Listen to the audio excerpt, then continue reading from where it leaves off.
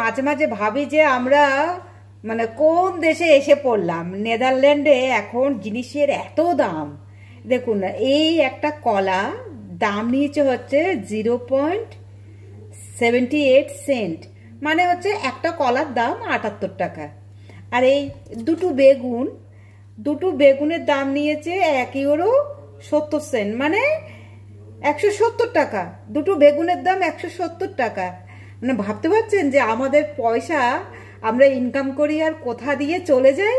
আর এই যে এই শালগমটার দাম নিয়েছে 95 সেন্ট, মানে 95 টাকা।